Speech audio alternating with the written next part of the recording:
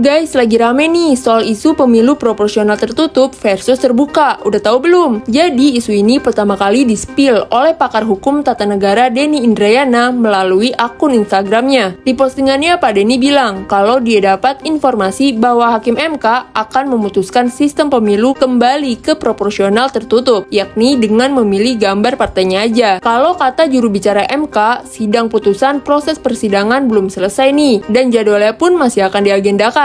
Bahkan isu ini udah sampai ditanggapi mantan Presiden ke-6 Susilo Bambang Yudhoyono. Menurut Pak SBY, pergantian sistem ini bisa bikin kekeosan politik. Ada dua partai politik yang mendukung sistem pemilu proporsional tertutup, yakni PDIP dan PBB. Menurut Ketua Umum PBB, sistem proporsional terbuka hanya menguntungkan orang-orang yang mempunyai modal untuk bisa menjadi anggota legislatif. Sedangkan 8 partai politik menolak sistem pemilu proporsional tertutup nih. Kedelapan parpol itu yakni Partai Golkar, Gerindra, Nasdem, PKB, Demokrat, PKS, PAN, dan P3. Menurut mereka, sistem pemilu proporsional tertutup merupakan kemunduran bagi demokrasi Indonesia. Pemerintah pun mendukung pemilu proporsional terbuka. Namun, jika MK memutuskan lain, pemerintah akan tunduk dan mengikuti putusan MK. Emang apa sih bedanya pemilu proporsional tertutup sama terbuka? Jadi, sistem proporsional sendiri adalah sistem di mana satu daerah pemilihan memilih beberapa wakil. Sistem proporsional disebut juga sistem perwakilan berimbang atau multi-member konstituensi. Sistem proporsional ini ada dua, yakni terbuka atau tertutup. Di pemilu proporsional terbuka, pemilih akan memilih salah satu nama calon, dan calon yang menang adalah calon yang mendapat suara terbanyak. Sedangkan di sistem tertutup, pemilih hanya memilih logo partai politik aja. Calon yang menang ditentukan berdasarkan nomor urut. Jadi di sistem tertutup, kalau partai mendapatkan 2 kursi, maka calon terpilih adalah nomor urut 1 dan 2. Di pemilu proporsional terbuka, pemilih punya beberapa pilihan dan punya kedekatan dengan calon yang dipilih. Cuma sisi lainnya ada potensi jual beli suara untuk memenangkan calon tertentu. Sementara kalau di proporsional tertutup, pemilih kayak nggak punya pilihan. Karena selain calonnya dipilihin partai, urutannya juga partai nentuin. Ini berpotensi jual beli nomor urut di partai politik. Kalau kalian pilih yang mana nih? Sistem pemilu proporsional tertutup atau yang terbuka? Kita tunggu putusan dari MK ya.